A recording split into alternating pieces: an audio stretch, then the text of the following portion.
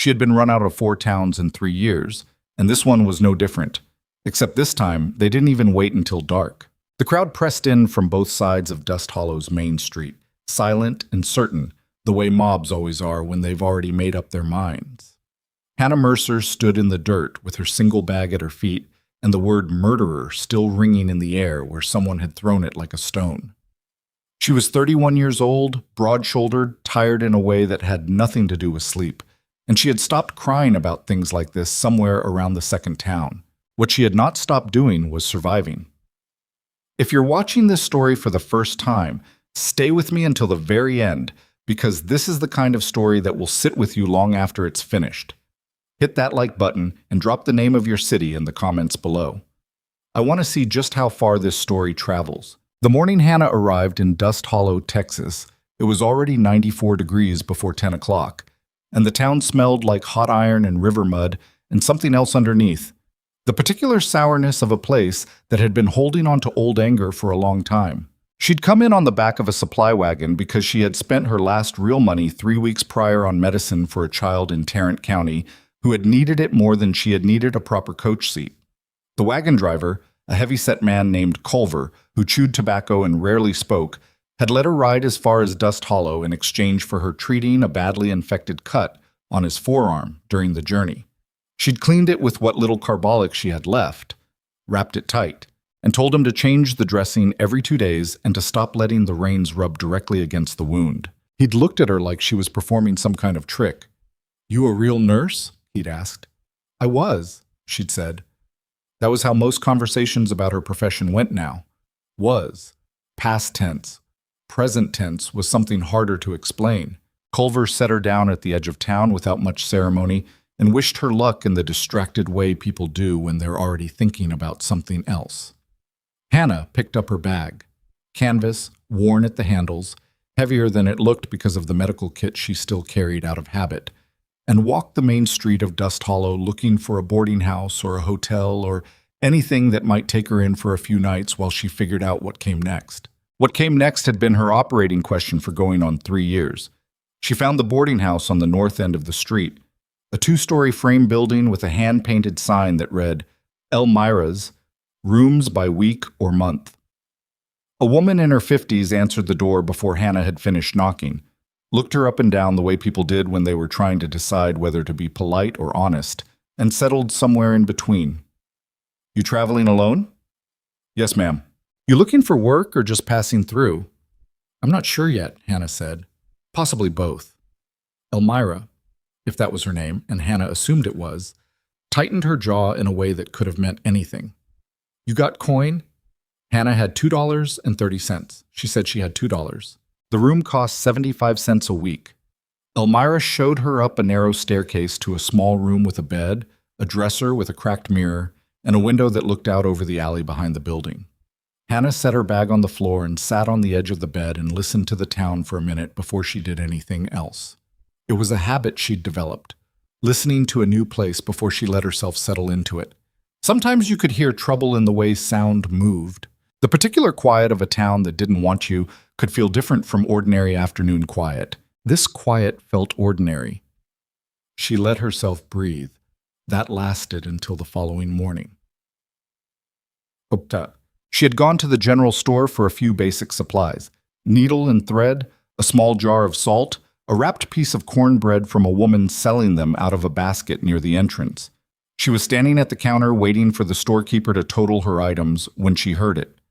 Low, aimed just loud enough that she was meant to catch it, coming from 2 women near the bolts of cloth on the far side of the store. Came in on Culver's wagon. No horse, no husband. You see the size of her? That's not... Mabel, look at her face. Look, I think that's the one from Calhoun County. The nurse. A pause that stretched too long. The one the Deacon's family said killed their boy. Hannah did not turn around. She kept her eyes on the counter and her hands flat against its surface and waited for the storekeeper to name his price, which he did, slowly, watching her now the way you watch a dog you're not sure about. She paid and left. By afternoon, it had moved through the town the way things move through small towns. Not all at once, but like water finding its level, seeping through the gaps, turning up in places you wouldn't expect. By the time she walked back to Elmira's for the evening, two men she passed on the street watched her from under hat brims without speaking. A woman pulled her daughter in close as Hannah walked by. It wasn't dramatic. It never was, at first. The knock on her door came at 7 in the evening. Elmira, standing in the hallway with her arms crossed, not quite meeting Hannah's eyes. "I'm going to need you to find other arrangements," Elmira said. "First thing tomorrow." Hannah looked at her. "What did you hear?" "It doesn't.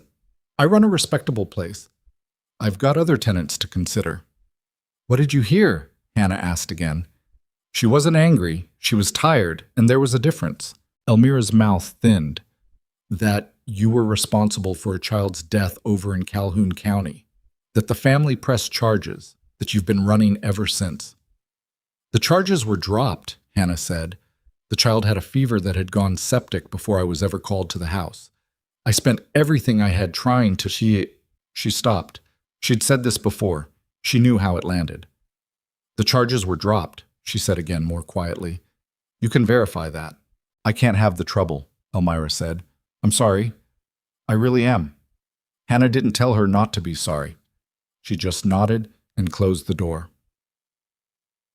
She spent that night in the room she'd already paid for, which she figured she was entitled to regardless of Elmira's feelings about it. She lay on the narrow bed in the dark and stared at the ceiling and thought about the boy in Calhoun County. His name had been William, he'd been 7 years old, and he'd had fever for 5 days before anyone thought to call for a nurse. By the time Hannah arrived, his small body was fighting something it no longer had the strength to fight. She had worked through the night. She had done everything she knew how to do, and then some things she wasn't sure would work, but tried anyway because there was nothing left to try. He died at 4 in the morning with his mother holding him. His mother, destroyed by grief and looking for somewhere to put it, had turned to the one person present who was not family. The accusations had been immediate and absolute and utterly without evidence.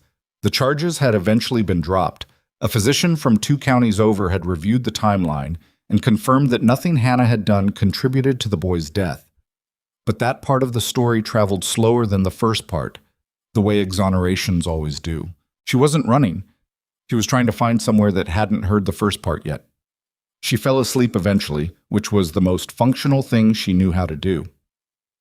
The next morning, she was escorted out. Not violently, not yet, but by a small crowd that had gathered outside Elmira's front door.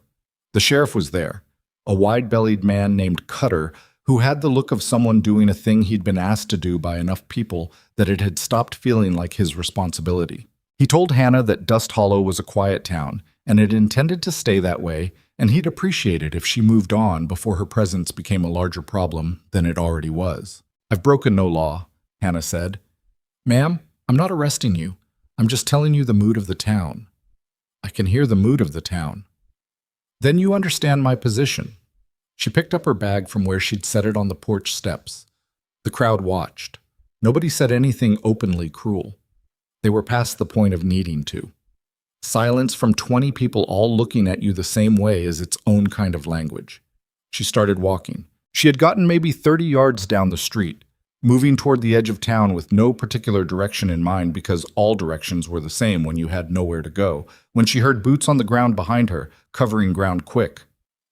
"Hey," a voice said. "Hey, hold up a second." She turned, expecting the sheriff again. It wasn't the sheriff. The man who stopped in front of her was somewhere in his mid-30s, tall and lean, the way men get who spend most of their time outdoors, with a face that was weathered enough to look older, and eyes that were, she noticed immediately, not doing the thing that everybody else's eyes had been doing all morning. He wasn't assessing her for threat. He was just looking at her like a person. He had a hat in his hand, which struck her as oddly formal, given that he seemed to have run to catch up with her. "Gideon Hale," he said. "I've got a ranch about 4 miles east of town. Callaway Ridge." He paused. "I need somebody who can help around the place. Cook, keep things organized. My son's 8 and he needs..." Another pause. He seemed to be choosing words carefully, the way someone does when they've rehearsed something but the rehearsal didn't hold. "I heard what you are. What you were. A nurse." "Word travels fast," Hannah said. "It does." He didn't apologize for the town. She noticed that. "You heard the other part too." she said. It wasn't a question. I heard your charges were dropped, he said. I also know Doc Reeves over in Mason confirmed the timeline cleared you. He's a careful man. I trust his read. A beat. The town doesn't agree with me. They'll give me trouble for this. Hannah looked at him. He was standing in the middle of the street with his hat in his hand, in full view of everyone who'd watched her be shown out of their town, and he was not lowering his voice. Why are you doing this? She asked. It was a direct question, and she expected him to flinch from it. He didn't. Because I've got a kid who's been without a woman's care in the house for 2 years, and a ranch that's half falling down, and I'm about tired of things being hard for no good reason. He looked at her steadily. And because watching 20 people do that to somebody who hasn't done anything wrong sits poorly with me. It always has. Hannah looked back at the crowd still visible at the far end of the street. Nobody was moving to intervene. A few people were watching Gideon with the particular expression of people deciding whether to be angry later. She looked at her bag. She looked at the road stretching east out of town. What are you paying? She asked. He told her. It was fair. It was more than fair. It was enough to make her suspicious, and she was suspicious of most things now, but she was also 31 years old with $2.30 and a medical kit and nowhere to be. I'll need my own room, she said. You'll have one. I have conditions about how I'm spoken to. All right. I mean that. If your son is disrespectful, I'll tell him so directly, and I'll tell you. If you're disrespectful, I'll tell you once, and then I'll leave. Gideon Hale looked at her for a long moment. Those seem like reasonable conditions, he said. Hannah shifted her bag on her shoulder. Then let's go, she said, before somebody throws something. Well, the road to Callaway Ridge was 4 miles of dry Texas scrubland, and they made it mostly in silence, broken by brief, practical conversation. Gideon had a wagon waiting at the livery. A working wagon, not a fine one, with 2 sturdy horses and a load of lumber in the bed. He helped her up without making a production of it, which she appreciated, and set the horses moving east. After about a mile, he said, My wife died 2 years ago. Fever. I'm sorry, Hannah said. No, my son. He took it hard. He's a good kid. Stubborn, but good. He paused. He might not warm up to you quick. I don't expect him to. He glanced over at her. Most people I've told that to say something like, I'm great with children. I'm all right with children, Hannah said. I'm better with sick ones because I know what to do. Healthy, stubborn 8-year-old boys are a different situation. That seemed to settle something for him. He nodded and went back to watching the road. The ranch came into view as they crested a low ridge. A main house, a barn, 2 smaller outbuildings, and a water trough that needed repair. A large oak tree shaded the east side of the house. The land around it was dry, but not ruined. Somebody had once cared about this place, and that caring had slipped some in recent years, and you could see both things at once if you knew how to look. A boy was sitting on the porch steps. He was small for 8, or maybe just seemed that way because the porch was large. He had his father's angular face, and something in his eyes that was watchful in the way kids get when they've had a loss they don't have the language for. He looked at the wagon, and then at Hannah, and then at his father, in a way that asked several questions without words. Noah, Gideon said, climbing down, this is Miss Hannah. She's going to be staying with us for a while, help run the house. Noah looked at her. Hannah looked back. Hi, he said, flat and uncommitted, which was the most honest greeting she'd received in weeks. Hi, she said. She climbed down from the wagon with her bag and walked up the porch steps and went inside to see what the house needed. It needed a lot, but so had everything else she'd ever taken on, and she had never yet left a thing worse than she found it. She put her bag down in the room Gideon showed her. Small, clean, a window facing north, and stood there for a moment in the quiet. Outside, she could hear Noah asking his father something in a low voice. She couldn't make out the words. She could make out the tone.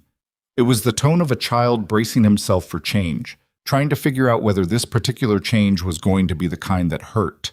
She knew that tone. She'd spoken in it herself once. She unpacked her medical kit first because she always did. Then she went to find the kitchen. The kitchen at Callaway Ridge had not been properly used in a long time. Hannah could tell by the way the cast iron skillet had been set back in the wrong position. Handle facing the wall, which meant whoever had last used it wasn't thinking about using it again soon, and by the fact that the flour bin had moths in it, and by the particular kind of grease buildup on the stovetop that comes not from heavy cooking, but from infrequent cooking done in a hurry. Someone had been feeding themselves and a child out of obligation, not habit. Getting through it, not living through it. She cleaned the skillet first. It was the most useful thing in the room, and it needed the most work, which felt appropriate. Gideon came in while she was doing it, stopped in the doorway with the look of a man who wasn't sure whether to apologize for the state of the place or pretend it was normal. "You don't have to start tonight," he said. "I'm not doing this for you right now," Hannah said. "I need the kitchen workable. I cook when I need to think." He leaned against the doorframe. "What are you thinking about?" "Whether I made the right call taking this job." He was quiet for a second. "Did you?" She turned the skillet over and checked the underside. "Ask me in a week." He almost smiled. It didn't quite make it all the way onto his face, but it was there, and then he went back outside, and she heard him talking to Noah about getting the horses settled, and the ordinary sound of it, a father and a kid and the end of a working day, was something she hadn't been around in so long that it took her a moment to recognize what she was feeling. Not comfort, exactly. Something more tentative than that.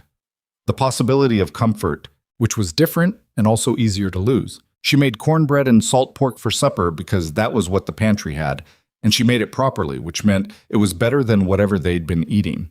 Noah came to the table without being asked twice, which Gideon said was unusual, and ate without saying much. Hannah ate without saying much either.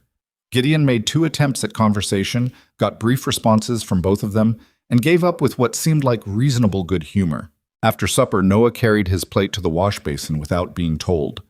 "Does he always do that?" Hannah asked Gideon when the boy had gone back outside. "No," Gideon said. She filed that away. The first week was about learning the shape of the place, where things were, what worked and what didn't, which boards on the porch were soft enough to avoid, which window stuck and which one opened easy. The particular rhythm of a ranch that was being held together by one tired man and not quite enough help. Gideon was up before dawn every morning. Hannah started getting up 20 minutes before him. She'd always been an early riser, a habit from nursing when the early shift was the one nobody wanted, and she'd learned to want it because the ward was quieter and she could think.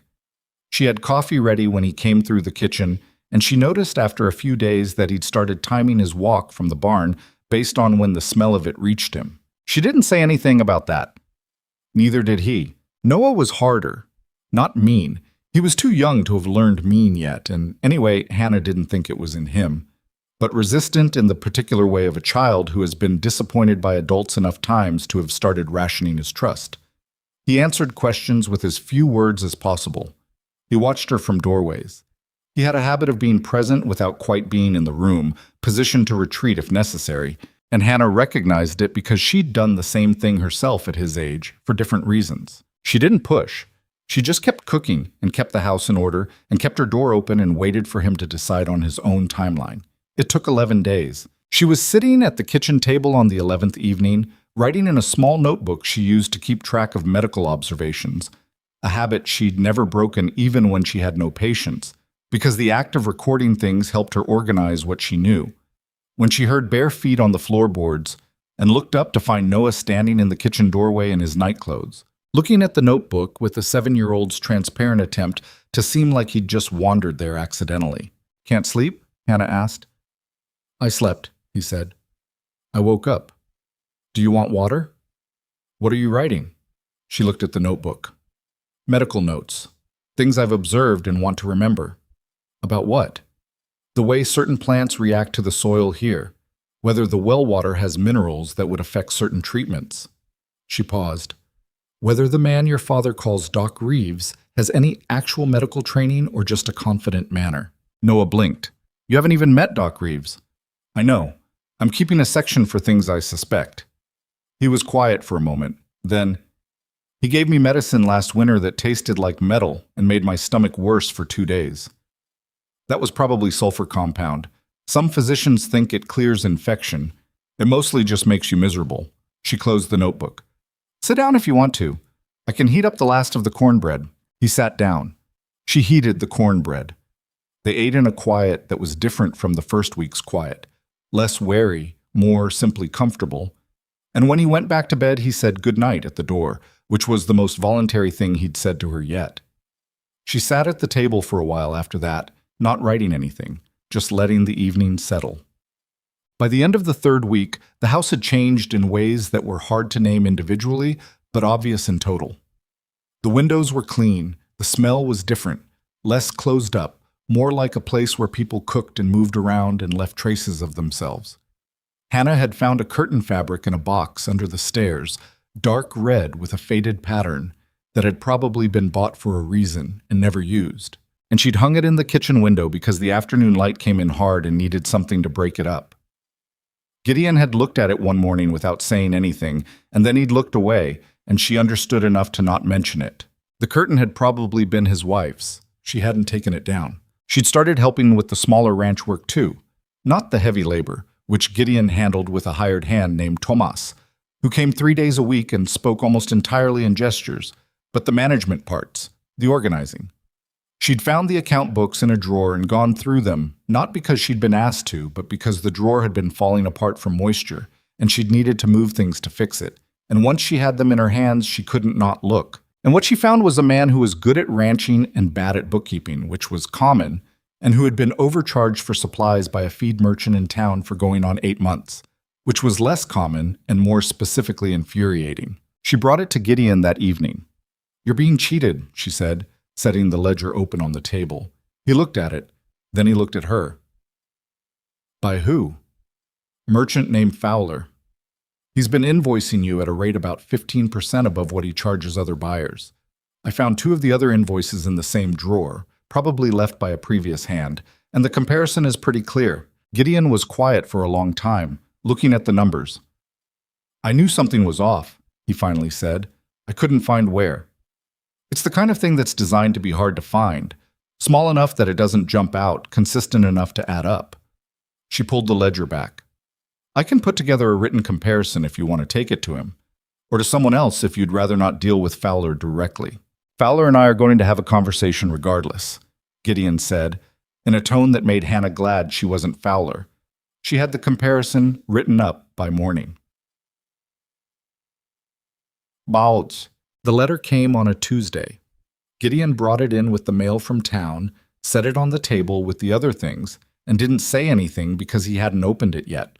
Hannah opened it while he was washing up because it had her name on it and no return address. And what was inside was a single page in handwriting she didn't recognize. "We know where you are. What you did to that child will follow you until someone makes sure you answer for it proper. Leave the Hale place, or what happened in Calhoun County will seem like nothing." She read it twice.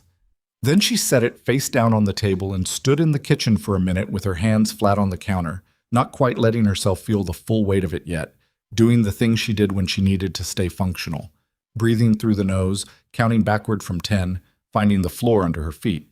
Gideon came in, saw her face, and stopped. "What is it?" She showed him. He read it standing, and she watched his jaw tighten in a way that was controlled but effortful, and when he looked up, his voice was even. "You get things like this before?" "Once, in the second town. That one was more specific about what they intended to do." "Did anything come of it?" "I left before I found out." He set the letter down. "You're not leaving." "You don't have to—" "Hannah." His voice wasn't raised. It had a particular quality that she'd started to recognize, a kind of deliberate steadiness that meant he'd made up his mind and was now just communicating the fact of it. "You're not leaving over a letter." She looked at him. "This is going to get worse before it stops. I want you to understand that." "I understand it." "You have Noah to think about." "I think about him constantly," Gideon said. "And what I think about when I think about him is what kind of man he's going to turn into based on what he watches me do. So," he picked up the letter, folded it, and put it in his shirt pocket. "I'll hold on to this. If more come, we keep them all." She didn't argue, not because she agreed completely, but because she was too tired to argue with a man who was being decent, and because part of her, the part that had been running for 3 years and was genuinely, exhaustingly tired of it, wanted to believe him. More came, not letters exactly, After the first one, the hostility shifted into something more ambient and harder to hold in your hand. In town, when Gideon went for supplies, people stopped conversations when he came near and started them up again when he passed. The hardware merchant, a man named Gillis, who'd been doing business with Gideon for years, started finding reasons why certain orders were delayed. Sheriff Cutter stopped by the ranch one afternoon on what he called a routine visit and was not especially convincing about it being routine. "Just checking that everything's in order out here," Cutter said, standing in the yard with his thumbs in his belt, not quite looking at Hannah. "Everything's in order," Gideon said. "Some concerns in town about the woman you've taken on." "I've heard the concerns." Cutter's eyes moved briefly to Hannah and away again. "She's got a record of complaint against her, Gideon. I know the charges didn't hold, but people have long memories about certain kinds of—" "She was cleared," Gideon said, "by the court and by a physician whose judgment I trust more than town memory. Is there something specific you're investigating, Sheriff? Because if not, I've got work to get back to." Cutter left. But the visit meant something. It meant the pressure from town was organized enough that the sheriff had been sent to deliver it, which meant it wasn't just gossip anymore. Hannah told Gideon that evening. "I know," he said. "Do you know who's behind it specifically?"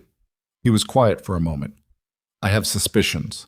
There's a man in town, councilman named Voss, who has been trying to get his hands on a stretch of land that borders my east pasture for 2 years. He's been making my life difficult in other ways already. This," he gestured vaguely in the direction of everything that had been happening. "This gives him leverage he didn't have before. Because if you're associated with someone the town thinks is dangerous, my standing gets shaky, my finances get pressured, I get isolated enough that selling looks more attractive than fighting." He said it flatly, like a business problem being analyzed, but she could hear the tiredness under it. "How long has this been going on? The land pressure?" "Since Margaret died." A pause. "She was the one who dealt with most of the legal side of the property. She was sharp about that kind of thing. After she was gone—" He stopped. Started again. "I let some things slip. Didn't keep up with certain filings. Voss found the gaps." "What gaps?" He looked at her sideways. "Are you going to fix those too, like the account books?" "I'm going to ask about them," Hannah said. "What you do with the information is your business." He told her about the filing gaps. She made notes.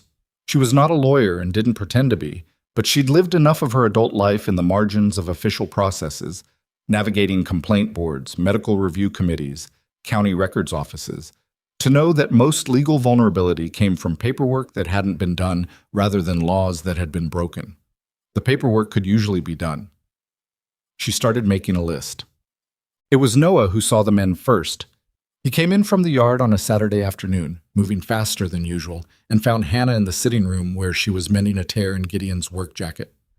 "There are 2 men on the road," he said. "They stopped. They're just sitting there on horses looking at the house." Hannah set the jacket down. She went to the window that faced west.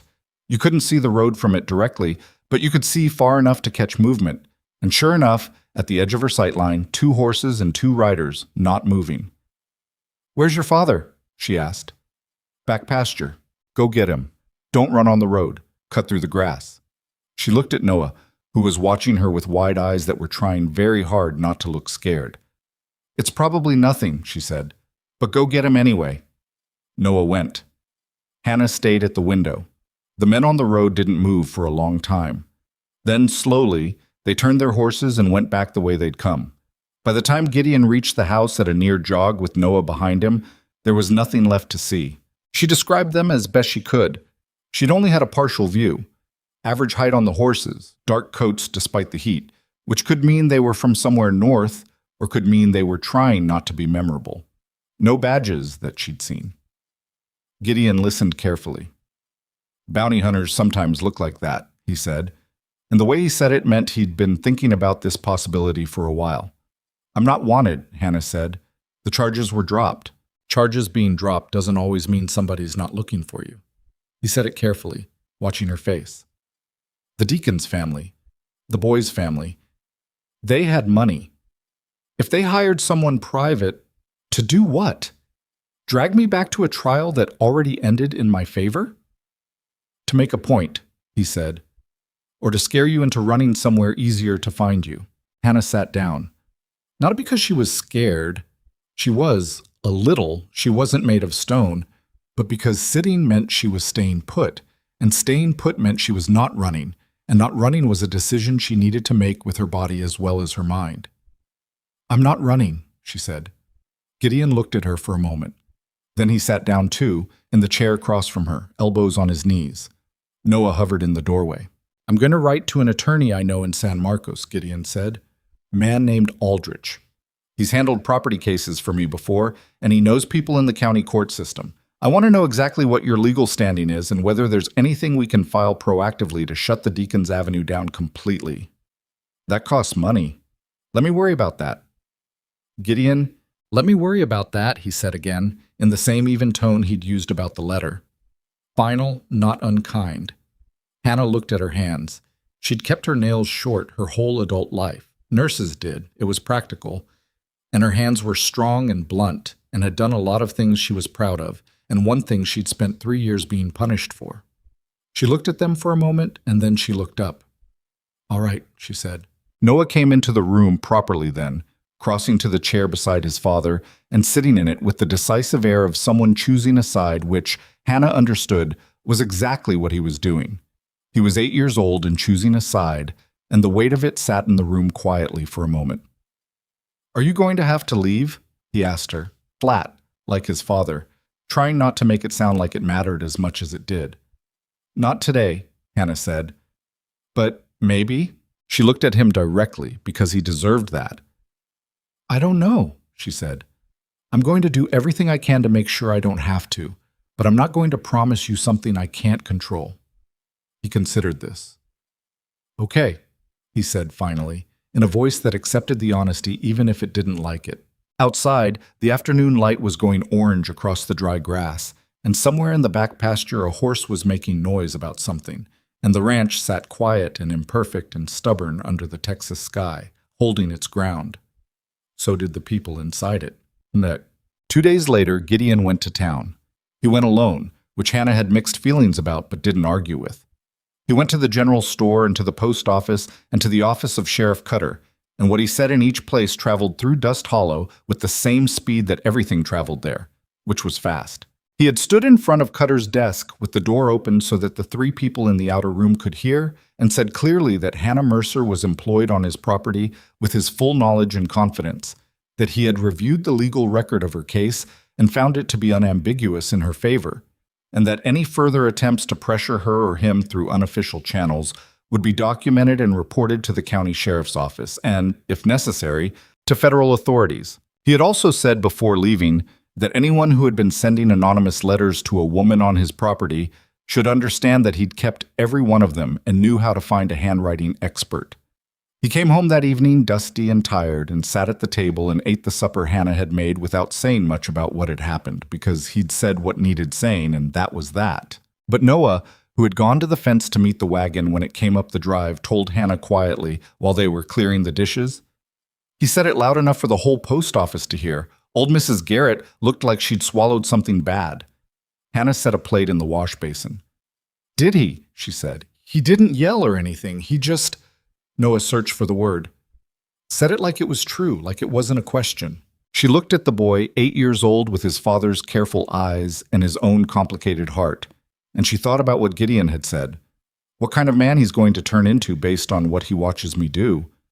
And she felt something shift in her chest that wasn't quite hope, but was close enough to it that she didn't want to look at it too directly yet. "Your father's a stubborn man," she said. "Yeah," Noah said, sounding like this was the highest possible praise. She handed him a dried plate to put away. He took it without being asked twice. That was how things were at Callaway Ridge by the end of the 2nd month. Not settled, not safe, not anything close to resolved.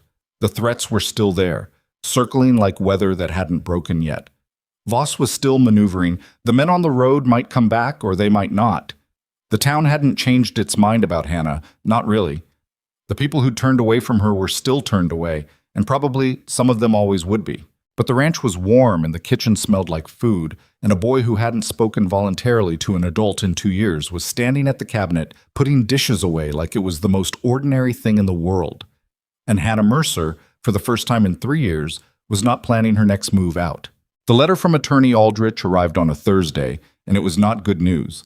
Gideon read it at the kitchen table while Hannah stood at the stove and Noah was outside doing the morning feeding. He read it twice, which meant it was complicated, and then he set it down and looked at the window for a moment before he said anything.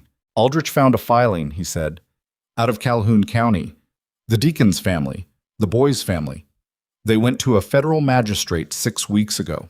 They're arguing that the original dismissal of charges was procedurally flawed, that the physician's testimony wasn't properly submitted under oath. Hannah turned from the stove. That's not true. I was there. I watched Dr. Reeves take the oath before he spoke a single word.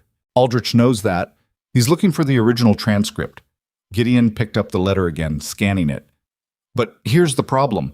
The magistrate issued a warrant, provisional, meaning it's contingent on verification, but it exists.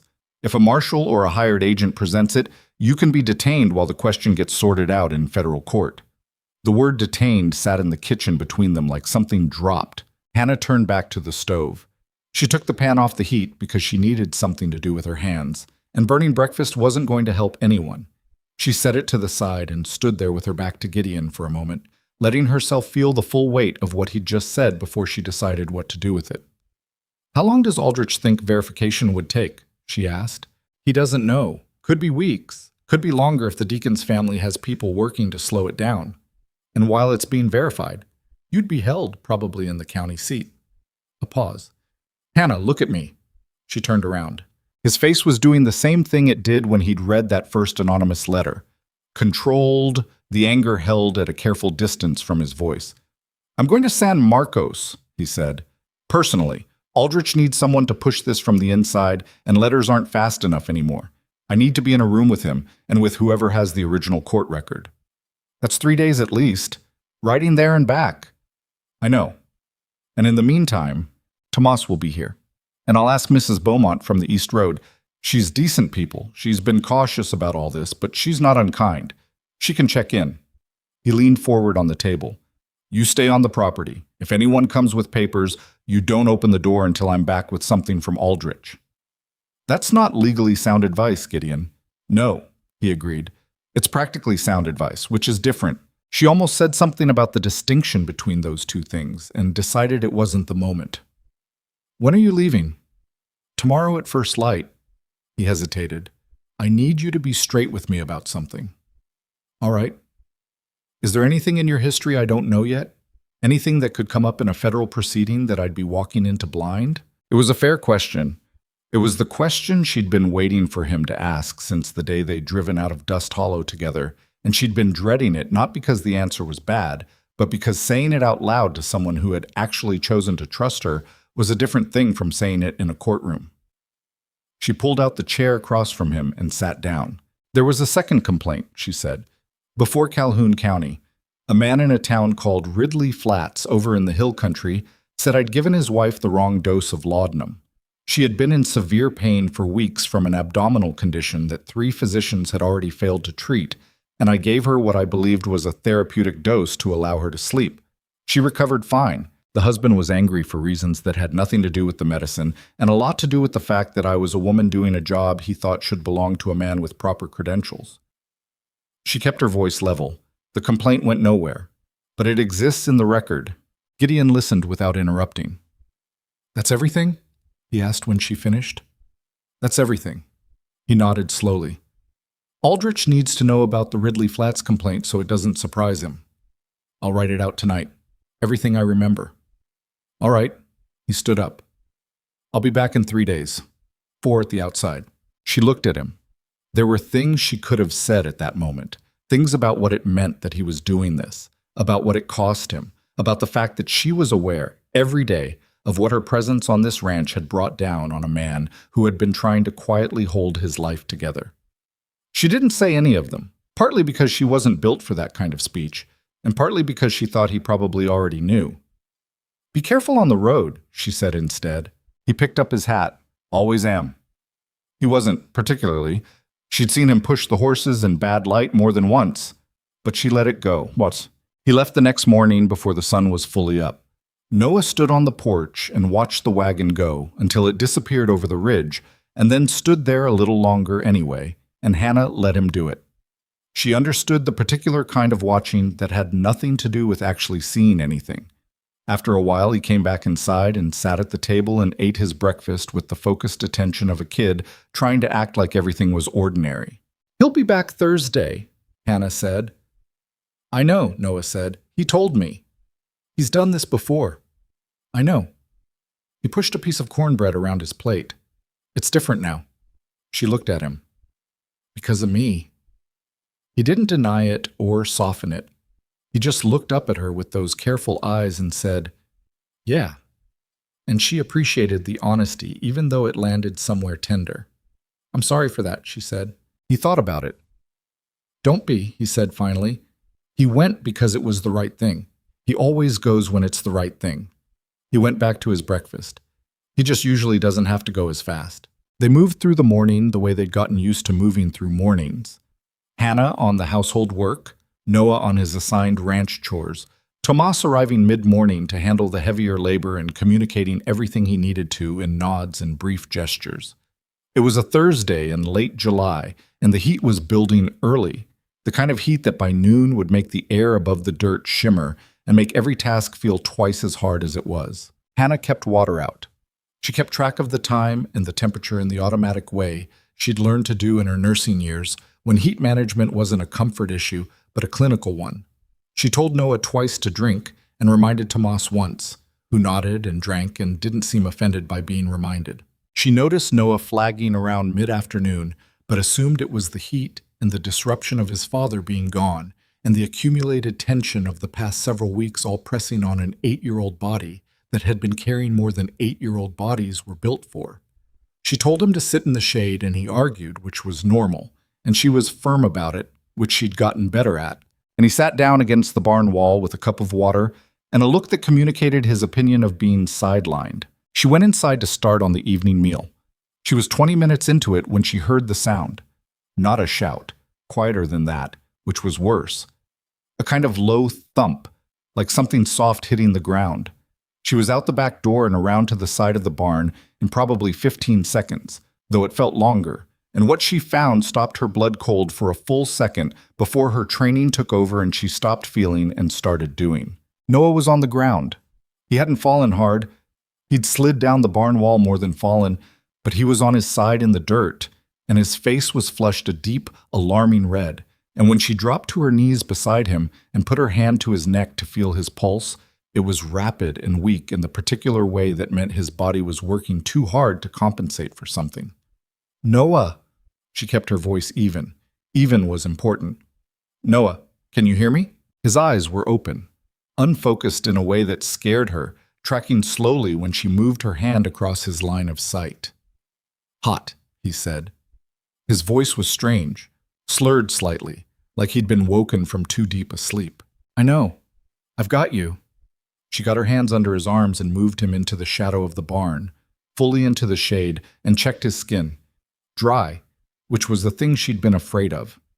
When a body stopped sweating in heat like this, it had already stopped managing itself. She stood up.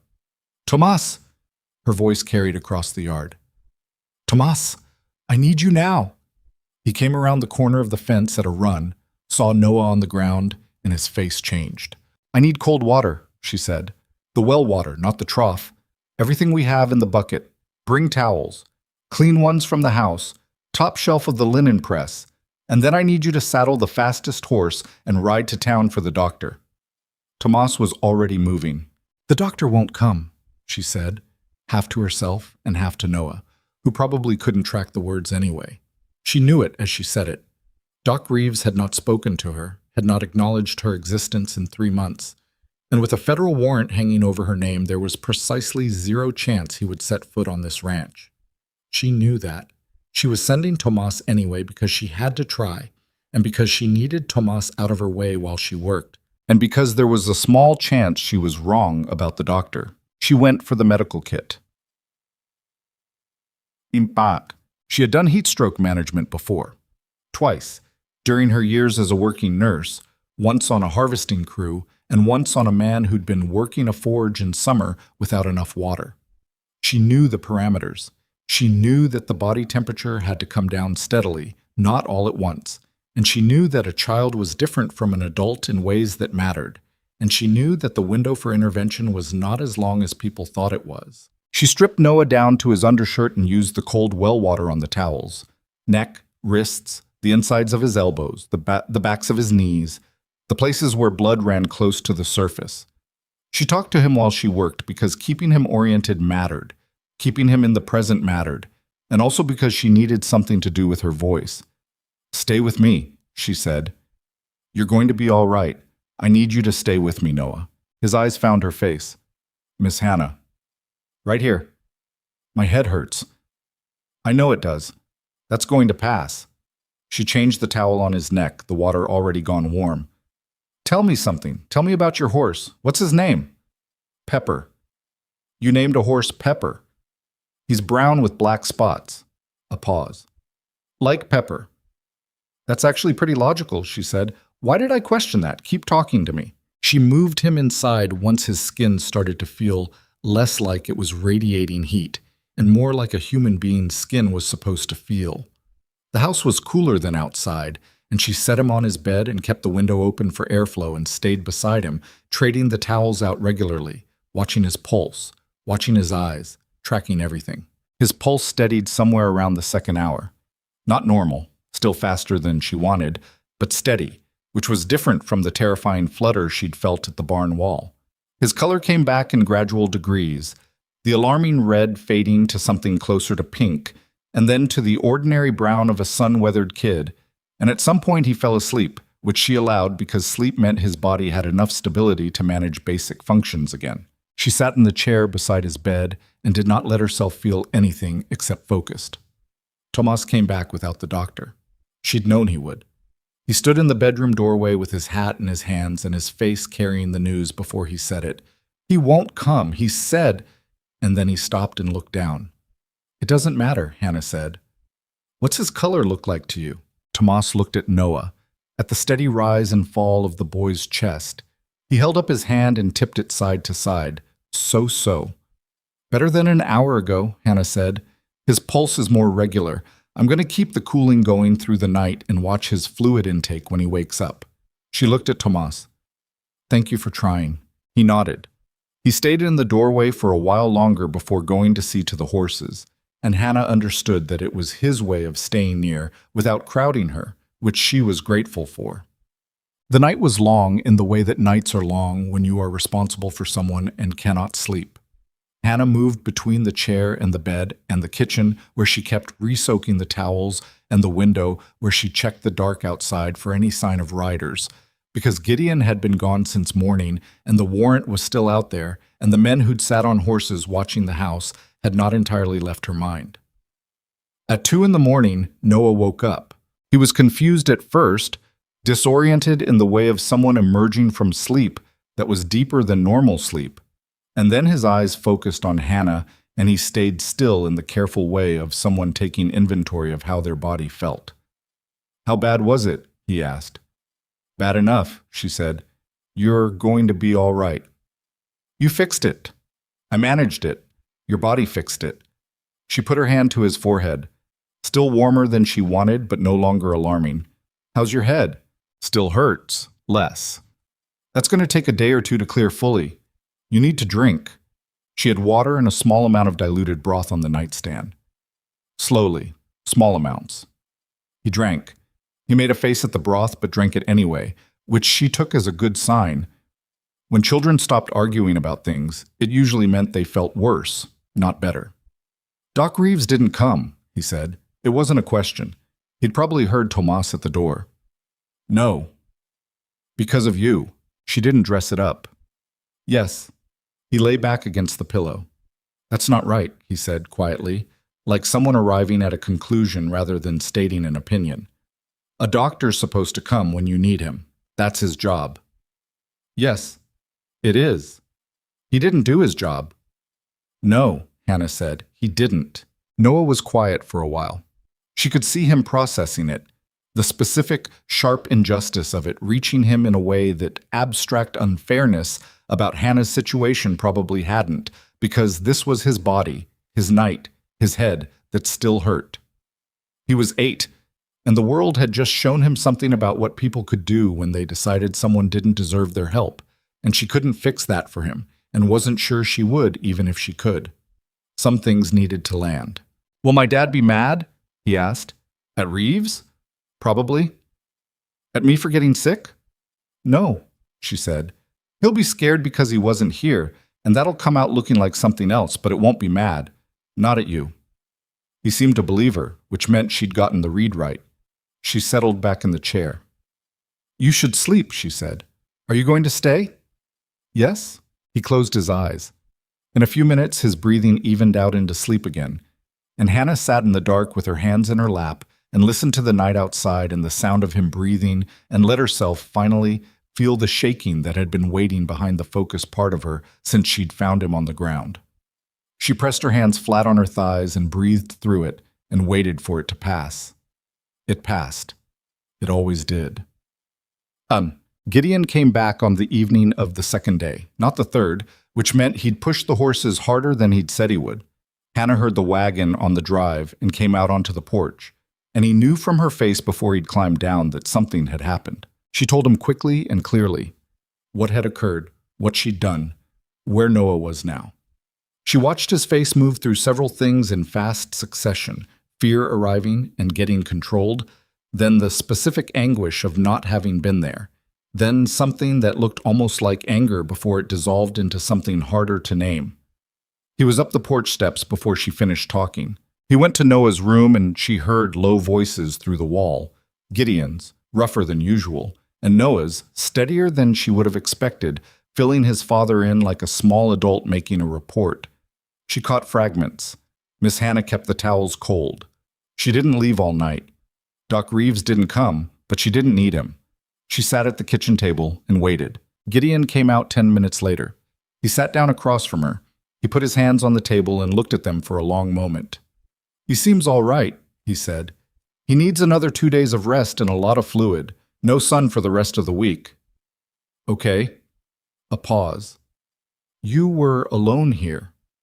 Tomas was, "You were alone with a sick child and no doctor and whatever else might have come down that road." His voice wasn't accusatory. It was tight in the way of someone holding a door shut against something heavy on the other side. "And you handled it." "He did most of the work. The body's own systems are—" "Hannah." He looked at her directly. "I'm trying to say thank you. Let me say it." She stopped. "Thank you," he said. She nodded, once. "You're welcome." Neither of them said anything for a minute. Outside, a night bird called once and went quiet. "Aldrich," she said, "what did you find?" He straightened up. He found the original transcript. Dr. Reeves's testimony is on record, properly sworn, properly submitted. The deacon's family's attorney either made an error or deliberately misrepresented the record to the magistrate. He pulled a folded document from his inside coat pocket and set it on the table. Aldrich has filed a motion to vacate the provisional warrant. He expects a ruling within the week, possibly sooner given the clarity of the error. Hannah looked at the document without picking it up. A week, or sooner. And in the meantime, the warrant is still valid. Technically. She looked up.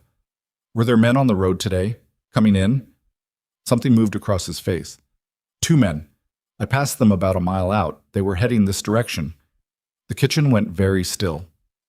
"Gideon?" I turned around and followed them long enough to see they stopped at the Miller Junction and turned south. He held her gaze. But they knew this road. They weren't lost. She stood up. She went to the window and looked out into the dark, not because she expected to see anything, but because she needed to move. Her mind was doing the thing it did when variables started compressing, organizing, sorting, running contingencies. "If they come with the warrant," she said, "they won't serve it tonight. They'll wait for daylight." "How confident are you of that?" He was quiet for a beat too long. "Moderately," he said. She turned from the window. "All right, tell me what Aldrich needs us to do before morning." "Okay." They worked at the kitchen table until almost midnight, by lamplight, going through every document Aldrich had sent, every piece of paper Hannah had in her medical kit that related to her professional record, every letter and invoice and notation that established the timeline of events in Calhoun County. Gideon organized. Hannah annotated. They did not talk except to say things that needed saying. This goes with that. This date is wrong. This is the one Reeves signed.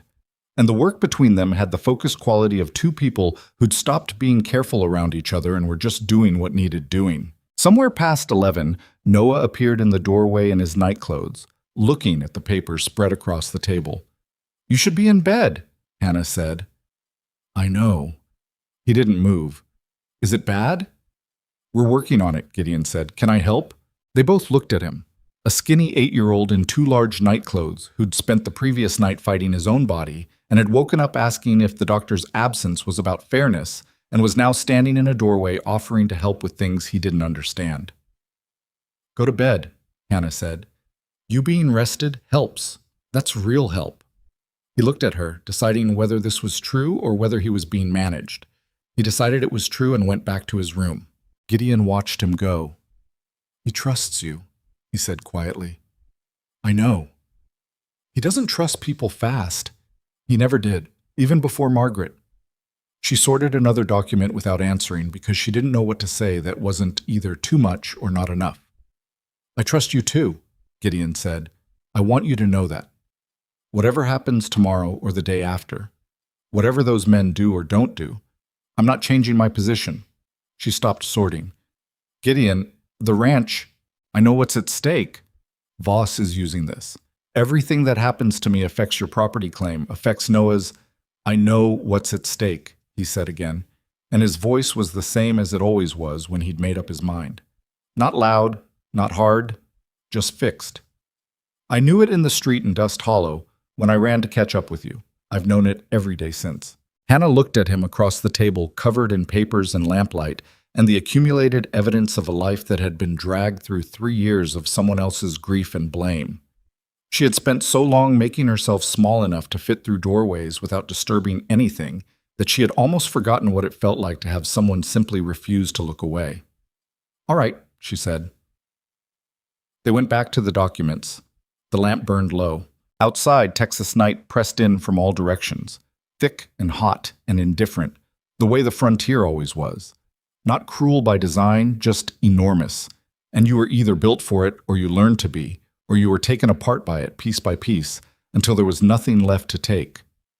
Hannah Mercer had been taken apart twice already and had put herself back together both times. She wasn't planning on a third. The men came at dawn. Hannah heard them before she saw them.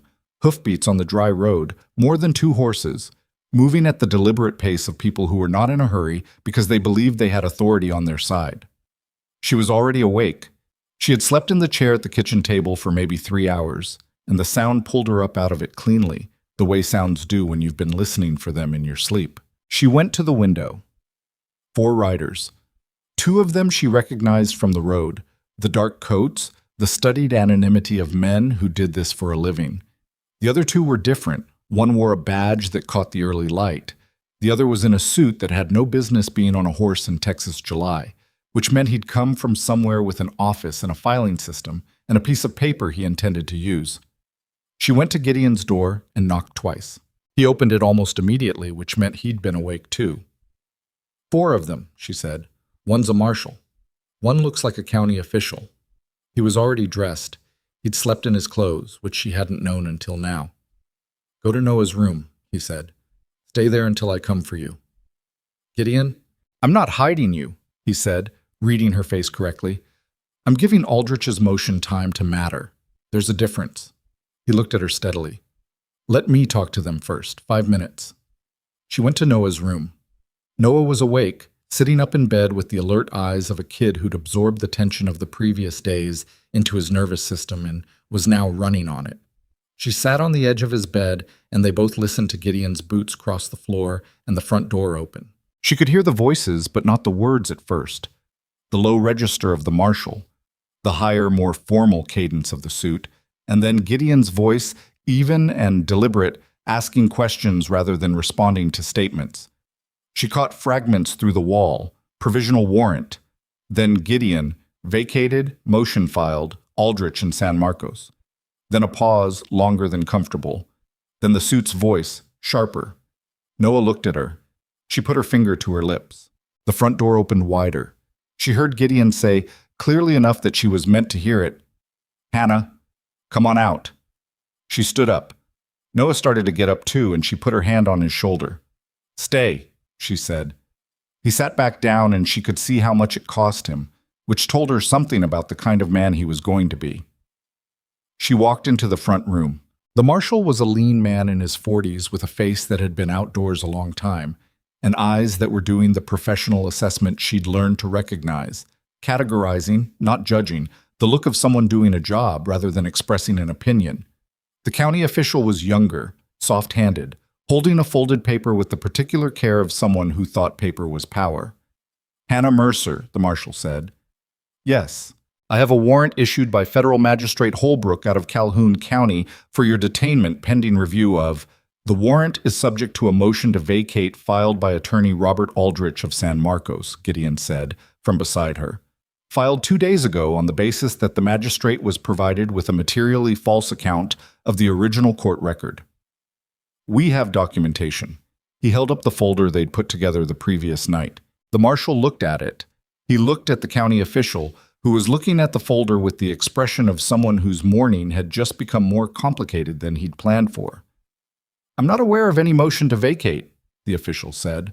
"With respect," Gideon said, "that speaks to how recently it was filed, not to whether it exists." He held the folder out. "I'd invite you to look at what we have before you make any decisions that are going to require a lot of paperwork to reverse." The marshal took the folder. He was quiet for several minutes, reading. The county official read over his shoulder. Hannah stood still and kept her breathing even, and watched the marshal's face for information. He had a good face for a man in his job. Not much moved across it that he didn't intend. But she caught the small shift when he reached the page with the original court transcript excerpts, a slight tightening around the eyes. He turned to the next page, and the next. He closed the folder. "Miss Mercer," he said, "I'm not going to detain you this morning." The county official's head came up. "Marshal Cade." "I'm not going to detain her this morning," Cade said again, with the calm of someone who had been doing this job long enough to know the difference between a warrant that would hold and one that was going to collapse in federal court and take everyone's credibility with it. He held the folder back out to Gideon. "I'm going to wire Magistrate Holbrook today and attach a summary of what I've reviewed here. If the motion to vacate is legitimate," "It is," Gideon said, "then this resolves itself without anyone going anywhere." He looked at Hannah directly for the first time. "You understand you're not to leave the county." "I haven't been planning to," Hannah said. He held her gaze for a moment. There was something in it that wasn't sympathy exactly, but was close to a professional acknowledgement. The recognition that the paperwork he was holding didn't match the person he was looking at. He nodded. Once. They left. Hannah stood in the front room after the hoofbeats faded and felt the particular kind of exhaustion that comes not from work, but from sustained fear being released all at once. It moved through her like something draining, and she sat down on the nearest chair because her legs made a decision she hadn't made yet. Gideon sat across from her. He set the folder on the table between them. "Aldrich's motion is real," he said. "Cade knows it. He's a careful man, Mum. He's not going to push a warrant that's about to be pulled out from under him." "It's not over," Hannah said. "No, but the worst version of this morning didn't happen." She looked at the folder. The accumulated paper of her own life, medical records, court transcripts, letters, the meticulous documentation of a woman who had learned early that the only thing standing between herself and other people's versions of events was her own record of the truth. 3 years of keeping it, carrying it, producing it in rooms where people had already made up their minds. "I need this to end," she said. Not dramatically, just honestly. "I know," Gideon said. "Aldrich thinks it can." Noah appeared in the hallway doorway, fully dressed, shoes on, with the focused expression of someone who had heard the horses leave and made his own assessment. "They're gone?" he asked. "They're gone," his father said. Noah looked at Hannah. Something moved across his face that he didn't quite have the vocabulary for yet. "Are you okay?" She looked at him. "I will be," she said, which was the truest answer she had. The hearing was set for 3 weeks out, in the county seat of Marvell, which was 30 miles southeast of Dust Hollow, and had a proper federal courthouse, and a judge named Whitmore, who Aldrich described in his letter as rigorous, impatient with procedural games, and unlikely to be impressed by the deacon's family's social standing. That last part, Aldrich had underlined. The 3 weeks were not quiet. Voss made his move on the land claim the same week the hearing was set, filing an administrative challenge against one of Gideon's eastern property boundaries, based on a survey from 11 years ago that used a reference point that no longer existed. It was a transparent delay tactic. Everyone who looked at it knew it. But transparent didn't mean it cost nothing to fight. Gideon spent 2 mornings that week at the county recorder's office with a surveyor's map and what Hannah had written up from the account books, building the paper trail that Aldrich could use. She helped him the way she'd been helping him for months, not by being a lawyer, which she wasn't, but by being organized and thorough and by knowing how to read the shape of a document for the places where someone had hidden something. This survey reference point, she said one evening, spreading the old survey across the table. The marker they used, it's listed as a cottonwood at the north bend of Cutter Creek. That cottonwood came down in the flood of '81, Gideon said. Everybody in the county knows it. Does the court know it? He looked at her. Do you have anything that documents when it came down? A county report, a neighbor's letter, anything dated? He thought. Ed Beaumont mentioned it in a letter when he was complaining about the creek access. He wrote to the county water board. That would be on record. Get that record, Hannah said. He got it. 2 days before the hearing, Aldrich rode out to Callaway Ridge himself. He was a small, deliberate man in his late 50s with reading glasses. He kept losing on his own forehead and the manner of someone who had spent decades in rooms where people argued about facts and had developed a finely calibrated sensitivity to which facts would hold and which ones were performances. He sat at the kitchen table with the documents, asked Hannah about 40 minutes of questions, and then sat back and cleaned his glasses on his vest. You kept everything, he said. I always kept everything, Hannah said. Every complaint, every response, every court record. I knew someday I'd need it. Most people don't. They assume the truth will speak for itself. He put his glasses back on. The truth rarely speaks for itself. It needs someone to present it correctly. I know. He looked at her over the rims. The deacon's family's attorney is a man named Pryor. He's competent, and he's going to try to make the hearing about the child, about the grief of the family, about the image of a mother who lost her son. He's going to try to move the room away from the evidence and toward the feeling. And you're going to keep it on the evidence, Gideon said. I'm going to keep it on the evidence, Aldrich agreed. But I need you, he looked at Hannah, to be the kind of witness who doesn't give Pryor anything to work with emotionally. No anger, no defensiveness, no visible distress when he talks about the boy. Hannah looked at him steadily. The boy's name was William. He was 7 years old, and he had been sick for 5 days before I was called. He died at 4 a.m. with his mother's arms around him. I have thought about him almost every day for 3 years. She paused.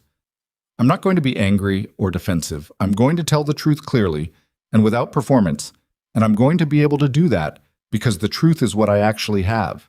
Aldrich looked at her for a moment. Then he wrote something in his notebook. Good, he said. They left for Marvell 2 days later, early morning. Gideon drove. Aldrich rode alongside on his own horse. Hannah sat in the wagon with a small bag and the folder of documents and looked at the road unrolling ahead of them in the flat Texas light. Noah had watched them leave from the porch with Tomas beside him, and he had not asked to come and had not cried and had only said when Hannah came down the steps, "Tell me what the judge looks like." "I'll tell you everything when we get back," she said. "Okay." He'd put his hand out briefly and touched her arm and then put it back at his side. She was thinking about that, the particular weight of that small, deliberate gesture as the wagon moved southeast toward Marvell. "He's going to be all right," Gideon said, reading her. "I know he is," she said. "He's your son." Gideon glanced over. He looked like he was going to say something and then didn't, and she was aware that they had been doing that more lately, pulling back from things they were thinking about saying for reasons neither of them had put into words yet. The space where those unsaid things lived had gotten increasingly difficult to ignore, but the courthouse in Marvell was 30 miles away, and she had enough to carry without adding that to it. She watched the road. The courthouse was a stone building that smelled like paper and old wood, and the specific kind of institutional certainty that comes from being the place where final decisions get made. Judge Whitmore was exactly what Aldrich's letter had suggested. A sharp-featured man in his 60s with no patience for preamble and eyes that moved over a room like he was cataloging errors. The gallery was small. A few townspeople from Marvel who followed court business, a reporter from the county paper, and Hannah saw them when she came in. 3 people in the second row whom she recognized from Dust Hollow. Not Voss, not Cutter. Mrs. Garrett, who ran the post office. A farmer named Delaney who had nodded at her from a distance once, months ago, in what she'd read at the time as cautious acknowledgement. And sitting slightly apart from the others, a woman Hannah had never spoken to but had seen twice in town, middle-aged, quiet, who had watched the day Hannah was escorted out of Elmira's boarding house from across the street with an expression that had been harder to read than simple condemnation. She didn't know what their presence meant. She sat down at the table with Aldrich and put the folder in front of her and stopped thinking about the gallery. Pryor was what Aldrich had said. Competent, practiced, and very quickly clearly committed to making the room feel the weight of a dead child. His opening was about grief. It was about a mother's loss and a community's pain and the inadequacy of a legal system that had let a negligent practitioner walk free on a technicality. Judge Whitmore let him finish. Then he looked at his notes. Counselor Pryor, the matter before me is the validity of a provisional warrant issued on the basis that prior exculpatory testimony was not properly sworn. That is the specific question. We'll be addressing that question. Proceed accordingly. Pryor adjusted. He was good enough to adjust smoothly. Aldrich presented this original transcript first, the full record of Dr. Reeves's testimony, with the court clerk's notarization of the oath clearly visible. He presented the letter from the Calhoun County court clerk confirming the transcript's authenticity. He presented Magistrate Holbrook's warrant application, which stated that no sworn testimony from a medical expert existed in the record, a statement that was, the documents made clear, simply and factually false. The basis for the warrant, Aldrich said, was a representation to the magistrate that was incorrect. Whether that error was made through carelessness or design, the warrant cannot stand on a foundation that does not exist. Whitmore asked 3 questions, all procedural, all answered with document references. He took notes. Then Pryor called his witness. The woman who took the stand was Eleanor Deakins, William's mother. She was thin in the way of a person who had lost weight from grief and never fully found it again. Her hands were folded in her lap, and her face was composed with the terrible composure of someone who had told this story so many times that the telling had worn grooves in her. She talked about William, how he had been sick, how they had sent for the nurse when the doctor couldn't be reached, how they had trusted this woman with their son and woken up to find him gone. The courtroom was very quiet. Hannah sat still and looked at the table. Not because she was hiding from it, but because she had learned that looking at Eleanor Deakins during this part would be misread as something it wasn't. She could not look at her with compassion without it appearing to a room primed for drama as guilt or contempt, and she would not give Pryor that. So she looked at the table and she listened to a mother describe the night her son died, and she felt it in the full complicated way she always felt it, and she kept it off her face. When Pryor finished with Eleanor Deakins, Aldrich stood.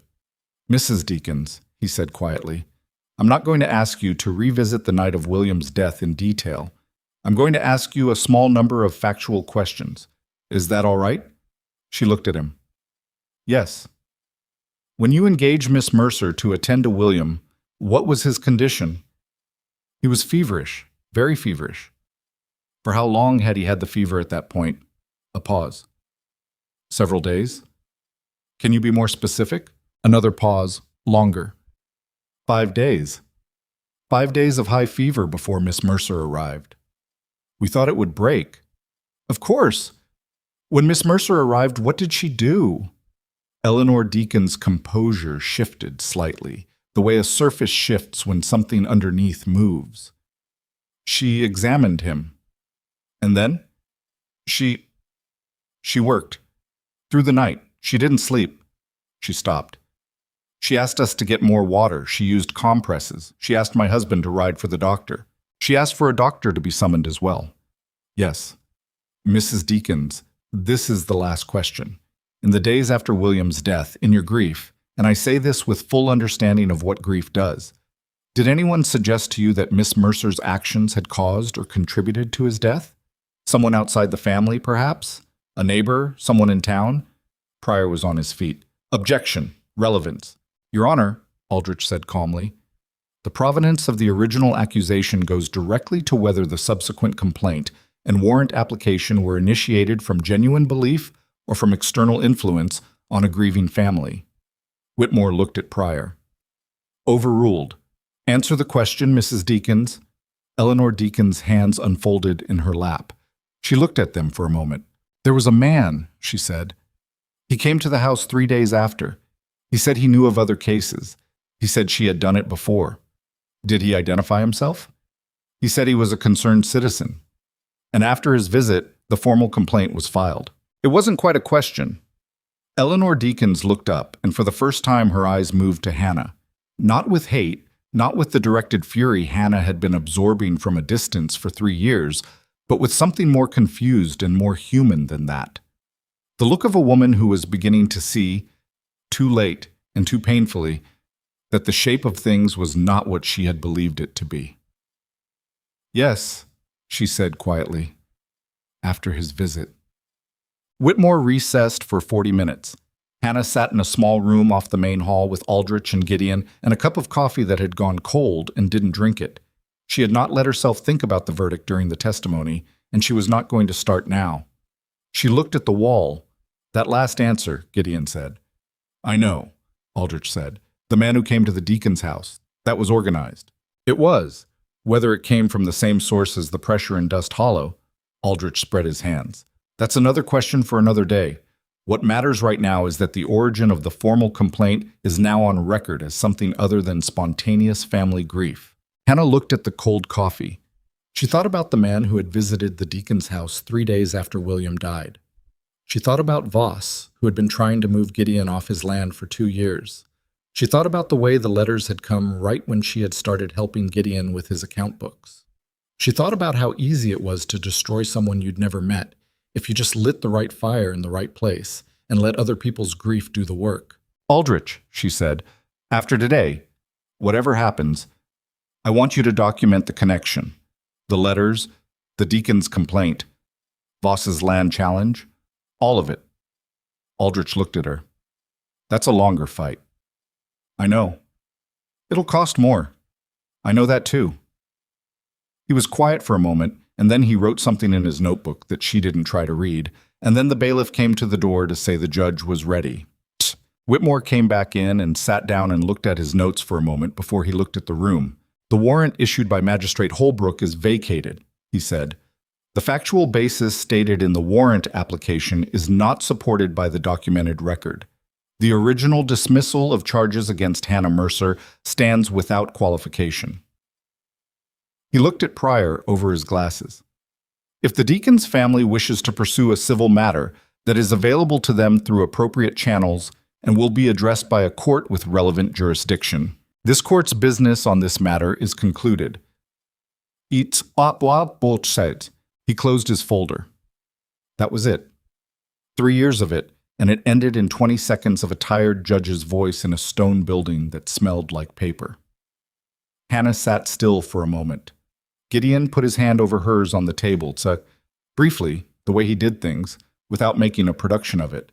And she looked at it, and then looked at Aldrich, who was already making notes, and then she looked at the window at the back of the courtroom and the ordinary Texas sky outside it. She had been waiting for this moment to feel like something vast.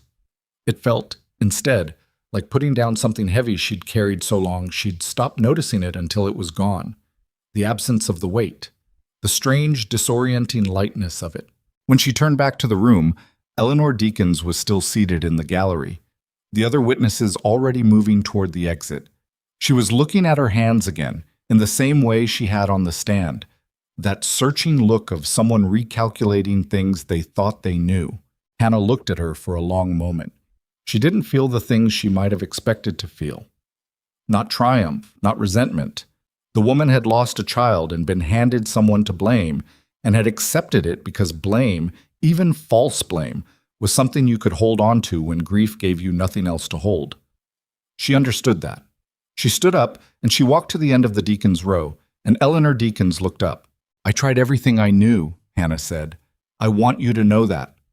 Eleanor Deacons looked at her with the ruined face of someone who had just had something taken away and didn't yet know what to replace it with. After a long moment, she said, "I know." It wasn't forgiveness, it wasn't resolution. It was just two women standing in a courthouse after a terrible thing, saying the only honest things they had left. Hannah walked out into the sunlight.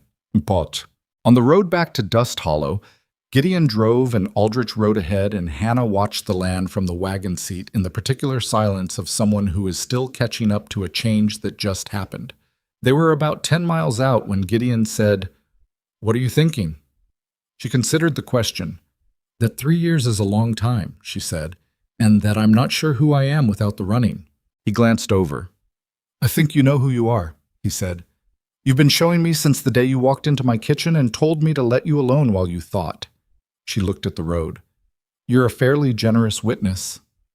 "I'm an accurate one." A pause. "What do you want to do?" "After, when things are settled." She was quiet for a moment. She'd been refusing to think about after for so long that the question felt strange in her mouth, like a word in a language she'd been away from. "I don't know yet," she said. "I want to think about what I actually want instead of what I have to do. I haven't had that luxury in a while." "That's fair." He turned the horses slightly, following the road's bend. "Take your time."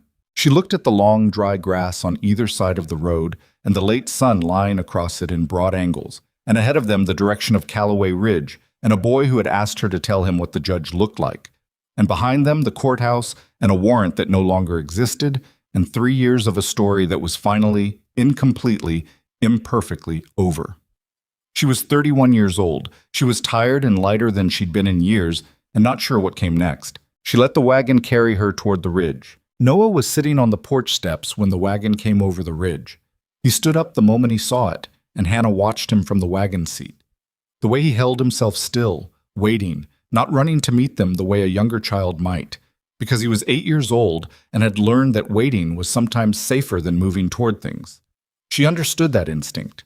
She had spent 3 years living inside it. Gideon brought the wagon to a stop in the yard, and Noah came down the steps at a controlled pace that broke into something less controlled about halfway across the yard.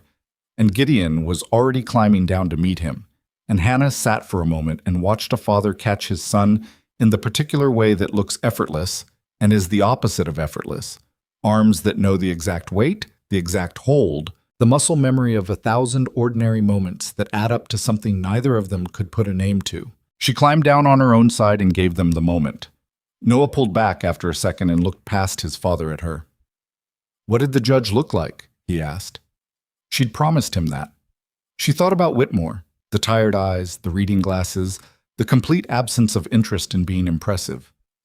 "Old," she said, "impatient, like a man who had heard every possible kind of story and had stopped being surprised by any of them." "What did he say?" "He said the warrant was vacated." She paused. "That means it's done. The charges, the warrant, all of it, done." Noah processed this with the focused expression he used for things that mattered. Then he looked at her the way he'd looked at her the night he'd told her that Doc Reeves not coming was wrong. Not the look of a child seeking reassurance, but the look of someone arriving at a conclusion. "Good," he said. "It should be." Gideon put his hand on his son's shoulder. They all stood in the yard in the late afternoon light that was going gold across the dry grass. And nobody said anything else for a minute.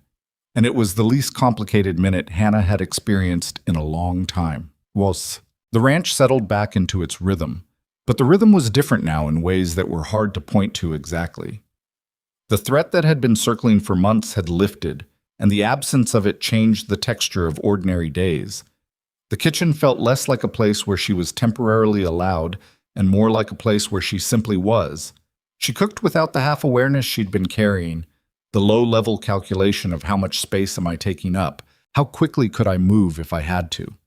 She stopped listening for hoofbeats on the road with the particular attention of someone monitoring for danger. It took a few weeks to fully trust the quiet. That was honest. Some things you can't just decide to let go of. You have to wait for your body to believe what your mind already knows. Aldrich wrote with updates on Voss. It turned out that the surveying challenge Voss had filed was the third time he'd attempted to manipulate boundary records in the county. Aldrich had found two prior instances involving other properties, both of which had been quietly settled in ways that suggested money had changed hands in places it shouldn't. With Gideon's case documented and the pattern visible, the county recorder's office launched its own inquiry. Voss retained a lawyer and went quiet, which Aldrich said was usually the beginning of the end for men like that. The machinery of accountability was slow and imperfect and frequently maddening, but it did eventually turn. Gideon read that letter at the table and set it down and looked out the window for a while. "How do you feel about it?" Hannah asked. He considered the question. "Like I want it to be finished more than I want him punished," he said. "Does that make sense?" "Yes," she said. "That's what 3 years of fighting teaches you. You stop wanting the other person to suffer, and you just want it to stop." He looked at her. "You're not angry? Even now?" She thought about it honestly, which she tried to do with everything. "I was angry for a long time. I'm not sure exactly when it shifted. Somewhere around the time I had more energy going towards something than away from something else." She paused. The ranch helped.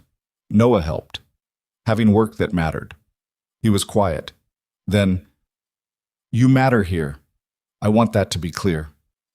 "I know," she said. And she did know it, which was still new enough to notice. The change in Dust Hollow came in pieces, the way real change always does. Not a single dramatic reversal, but a series of small adjustments, some of them barely visible, that added up over time to something different from what had been there before. Mrs. Garrett from the post office was the first.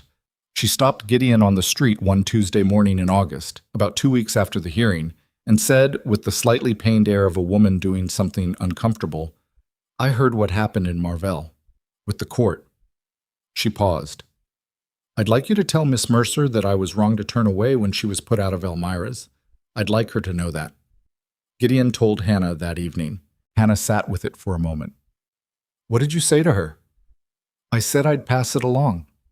"That's all?" "I thought it was your apology to accept or not mine." She looked at him. "You're better at that than you let on," she said. "The knowing whose thing is whose." He shrugged, but she could see he was pleased. In the private way he was pleased by things, which was subtle enough that she'd had to learn to read it. She didn't go to Mrs. Garrett, and she didn't send a message back. She thought about it, and in the end she decided that the apology was genuine and also not something she needed to do anything with. Some things you could just let sit. The woman had done wrong and knew it, and that knowing was its own process, and not Hannah's to manage. Delaney, the farmer who'd nodded at her from a distance once, showed up at the ranch in early September on the pretext of inquiring about whether Gideon wanted to split the cost of a new water pump for the shared creek access. He talked about the pump for about 10 minutes and then said, in the abrupt way of men who have been working up to something, "My wife's been having pain in her side for 2 months. Doc Reeves said it was digestion. It's not getting better." Hannah looked at him. "What kind of pain?" "Lower right, comes and goes, worse after she eats." "How old is she?" 43. "Has she had fever with it?" "Once, maybe twice." Hannah was already thinking through the clinical picture, the familiar process of organizing symptoms into categories, of ruling things out before ruling things in. "Tell her to come by," she said. "I can't promise anything, but I can look." Delaney's wife came the following Thursday. Hannah examined her carefully, asked her the questions she needed to ask, and told her plainly what she thought it was. A chronic inflammation that was manageable with dietary changes and a specific treatment protocol, and that if it got acutely worse, she needed to see a physician in the county seat immediately, not wait for Reeves. The woman listened carefully. She asked 2 smart questions. At the end, she said, "You know what you're doing." "I've been doing it a long time," Hannah said. After she left, Noah appeared from around the corner of the house where he had definitely not been listening and said, "You should set up a proper room for that. The examining." "A what?" "Like a doctor's office, but here." He said it with the certainty of someone presenting an obvious solution. "People could come to you. You wouldn't have to go into town." She looked at him. "That's actually not a bad idea." "I know," he said, without any particular smugness, just statement of fact. She thought about it seriously for the first time that evening. She had a medical kit and 3 years of frontier nursing experience and an accurate read of what the local physician could and couldn't provide. She had a room in a ranch house that was increasingly hers in practice, if not in title. She had people beginning to find their way to the door with problems Reeves hadn't solved. She wrote to a nursing colleague she'd trained alongside years ago, a woman named Petra, who had set up a small practice out of her home in a town near Houston and had been doing it successfully for 4 years. She asked about the practical realities, the supply logistics, the record keeping, the occasional difficulty of working without formal credentials in a state that had opinions about such things. Petra wrote back a long practical letter that ended with, "The credential problem is real, but it is not immovable. What matters most is that people trust you, and trust comes from outcomes. Build the record. Let the record speak." Hannah read that and thought about Aldrich saying almost the same thing, in different words, in a courthouse in Marvell. The truth needs someone to present it correctly. She could do that. She'd been doing it her whole adult life. It was October when Gideon asked her to stay. Not in a grand way.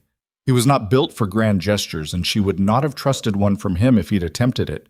He asked her the way he did most things. Directly, in ordinary light, without dressing it up into something it wasn't.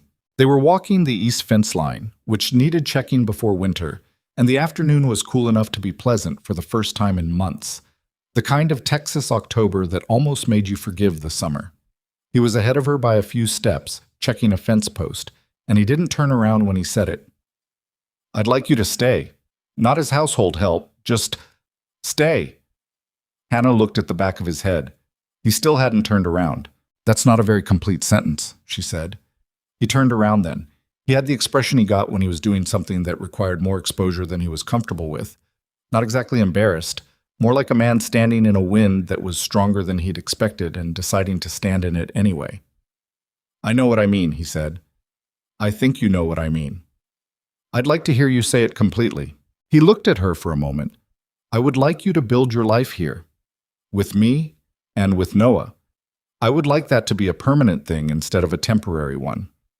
A pause. "I'm not asking you to give anything up. Your work, whatever you're building with the medical practice, the parts of yourself you've kept." Another pause. "I just want to be part of it, the permanent part." Hannah looked at the fence line stretching east, the dry grass on both sides of it, the sky doing something extraordinary with the light the way Texas sky sometimes did in the late afternoon. All that color laid out horizontal and unconcerned with anything happening below it. She had spent 3 years making herself small enough to move quickly. She had spent 3 years refusing to put anything down because she might have to pick it back up and run. She had kept herself portable, compact, unattached to things that could be lost. And it had been the right strategy for a long time, and it had also been, she could see now, a way of not having to risk anything. Risk was what he was asking for. He was asking her to put something down and trust it would still be there. "I know you've been here 4 months, he said into her silence. "I know that's not a long time. I'm not asking you to decide based on 4 months. I'm asking you to decide based on what you actually know. About this place. About Noah." He paused. "About me." "I know you're stubborn," she said. "Yes. And not good at bookkeeping." "That's accurate. And that you ran down the street of a town that had just humiliated me to offer me a job, which was either very decent or very foolish, and I still haven't entirely decided which." "Could be both," he said. She looked at him. He was standing with his hat in his hand, the same way he'd been standing the first day she'd seen him, and she thought about how she'd assessed him then, looked for the angle, the thing he wanted, the cost that would appear later. She'd been wrong to look for those things, or rather, she'd been right to look, and had found only what he'd said there was. A man who was tired of things being hard for no good reason, who'd decided to do something about it in the small, specific way available to him. That was still what he was. "Yes," she said. He blinked. "Yes. Yes." She said it again, more plainly, because he looked like a man who needed to hear it twice. "I'll stay." He let out a breath that he'd been holding, she realized, for the whole conversation. He put his hat back on. He turned back to the fence post and checked it, and then he said, "Into the fence. All right then. She almost laughed. She didn't, quite, but she came close, and she thought that was probably something. That after 3 years of running, she was standing in a field in October, almost laughing at a man who proposed permanence, and then immediately went back to checking fences like it was the next item on a list. It was the most honest thing she'd ever seen. Noah took the news with a composure that lasted about 4 seconds before he said, "I knew it," with the complete conviction of someone who had been tracking this outcome for months and was pleased to be proven right. Then he went back to whatever he'd been doing, because he was 9 now. He'd turned 9 in September, a birthday Hannah had made a cake for that had been lopsided on one side, and he had declared it the best cake, and 9-year-olds did not linger on emotional moments. Later that evening, he found her in the kitchen and sat at the table and said, "Are you going to teach me things?" "Medical things." She looked up from what she was writing. "Do you want to learn?" He shrugged in the way that meant yes, but he wasn't going to overcommit. "I was useful when you were taking care of me, during the heat. I kept track of the time between towels." He said it with the careful dignity of someone crediting themselves for a real contribution. "You were useful," she agreed. "You kept track well. So I could learn more." "You could." She looked at him seriously. "It's not always easy material. Some of it is unpleasant." "I know that. And it takes a long time to learn properly. Years." "I'm 9, he said. "I have time." She set her pen down. "All right, we'll start with basic anatomy. The names of bones." He pulled his chair closer to the table. "I already know some," he said. "Femur, tibia, sternum." She raised an eyebrow. "Where did you learn those?" "Your notebook. You left it open one morning." She looked at him. This child who read medical notebooks left open on kitchen tables and tracked towel change intervals during heat stroke treatment, and sat in doorways making decisions about who to trust with the serious deliberateness of someone who understood the stakes. He had his father's carefulness and something else underneath it, something more curious, more hungry for the workings of things. "Scapula," she said. "Do you know that one?" "Shoulder blade." "Correct." He almost smiled. She did the same. The winter was cold in the way Texas winters sometimes are. Not dramatic, not the brutal cold of the north, but persistent, and the ranch had to be managed through it with the practical attention that Gideon gave everything. Hannah's makeshift medical practice grew slowly and without announcement through those months. Delaney's wife sent her sister, who sent a neighboring family, and word moved the way word moved in that country, person to person, and practical, not charitable. People came because she was useful, not because they'd forgiven her or because the town had made a collective decision about her character. They came because they or someone they knew needed help, and she was the one who could provide it. She kept records of every case, detailed, precise, the habits of years. She wrote to the state nursing board in Austin about the process for formal registration of frontier medical practitioners. There was a process, complicated and slow, but it existed, and Aldrich said he'd help her navigate it, that it would take time, but that her documentation was already better than most licensed practitioners he'd dealt with. Doc Reeves never came to the ranch. He passed Hannah on the road to town one afternoon in December, riding in the opposite direction, and he looked at the space slightly above her head in the way of a man who had decided the most dignified option available to him was to pretend she didn't exist. She let him. His opinion of her had mattered once, operationally. She'd needed his professional acknowledgement to survive the legal process. And now it didn't, and that was fine. Some people would never adjust, and you wasted yourself waiting for them to. She had stopped waiting for people who were never going to come around. That was one of the things 3 years taught you. In the spring, a letter came from Eleanor Deakins. Hannah recognized the handwriting before she opened it. She'd seen it once, on the formal complaint that had started everything, and had memorized it the way you memorize the thing that changed your life. She sat at the kitchen table with it for a while before she opened it. It was not a long letter. Eleanor Deakins was not, Hannah suspected, a woman who found words easy. "I've thought a long time about whether to write this. I'm still not certain it is the right thing or even useful. But I want to say that I know now that what happened to William was not your fault. I knew it before the court said so. I think I knew it in the courthouse when you said you tried everything. I was not able to hear it until then. Grief is a thing that needs somewhere to go, and I put it somewhere wrong, and I am sorry for what that cost you. I don't expect anything from this letter. I am not asking for anything. I only wanted you to know that I know. Hannah read it twice. She set it down on the table. Gideon came in from outside and looked at her face and the letter and didn't ask, which was one of the things she had come to rely on about him. The sense of when to ask and when to just be present. She told him what it said. He was quiet. Then, "What do you want to do with it?" "I don't know yet." She looked at the letter. "I've been carrying William for 3 years. I'm not going to stop. But this changes the shape of it somehow. I'm not sure how to explain that." "You don't have to explain it," he said. She folded the letter carefully and put it in the drawer where she kept important documents. She thought about William. 7 years old, 5 days of fever, a mother's arms in the dark. She thought about him the way she always had, without the weight of being blamed for it on top of the grief of not being able to save him. Just the fact of him. A child who had existed and been sick and died on a hot night in Calhoun County while she worked through every hour trying to keep him in the world. That was the truth of it, stripped of everything else. That was what she'd been carrying and what she would go on carrying, and she found, sitting at the kitchen table in the April morning with Gideon making coffee behind her and Noah's voice carrying from somewhere outside, that she could carry it without being crushed by it. That was enough. That was, she thought, what surviving something actually meant. Not putting it down, but learning to carry it in a way that left your hands free for other things. The thing about 3 years of running is that it reshapes you in ways you don't fully notice until you stop. Hannah had thought of herself for a long time as someone in transit, provisional, temporary, taking up only as much space as she needed to get to the next place. She'd learned to pack quickly, to hold things loosely, to make herself small enough not to be noticed until she had to be noticed. And by then she was usually already gone. It had been a survival strategy, and it had worked, and it had also, quietly, become the only way she knew how to exist. Callaway Ridge did something to that. It did it slowly, the way most real changes happen, without announcing itself.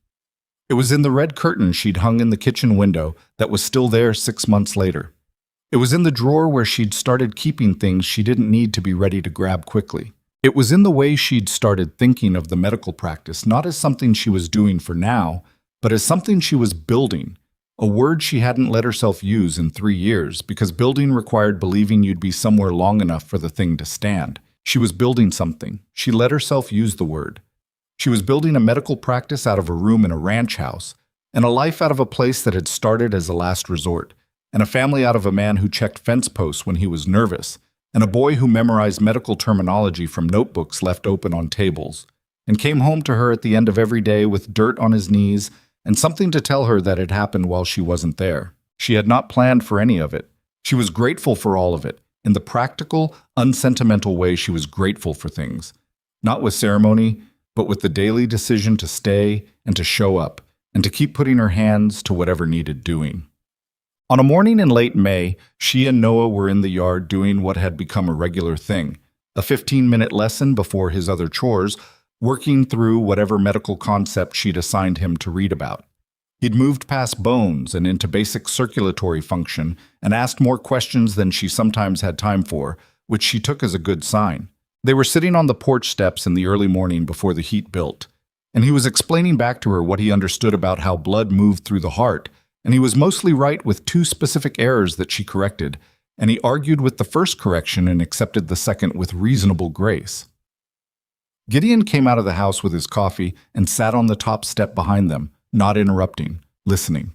When Noah finished, Hannah said, "You're going to be good at this."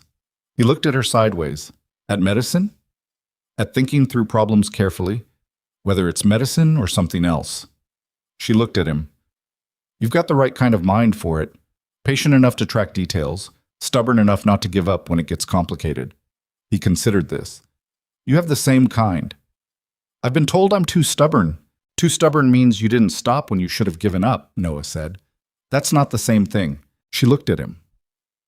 He was 9 years old and sitting on porch steps in the Texas morning with his knees up and his father's careful eyes and an opinion about the difference between too stubborn and stubborn enough. And she did not have the vocabulary for what she felt looking at him, but she recognized it.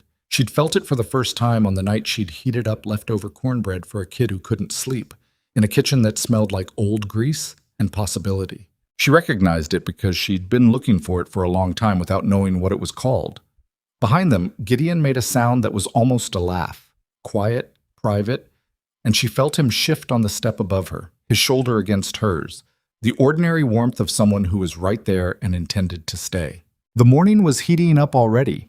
There were patients coming that afternoon, 2 of them, and a fence section that needed attention before the rainy season started, and a letter to Aldrich about the registration process, and whatever Noah's lesson was going to be tomorrow. There was work to do. There was always work to do, and that was fine. That was in fact the whole of it, the thing she'd been looking for when she was looking for a place to be. Not safety exactly, not peace exactly, but work that mattered with people who mattered doing it alongside her. She'd been run out of 4 towns in 3 years and had arrived in a 5th one with $2 and a medical kit and nowhere left to go. And a man had run down the street after her and asked if she was a nurse. She had said, "I was." She was, again, more than that. She sat on the porch steps in the May morning and let the sun come up over Callaway Ridge, the way it would keep doing long after all of them were gone, steady and indifferent and bright as anything. And she was 31 years old and tired and not going anywhere. And that was the best thing she had ever been able to say.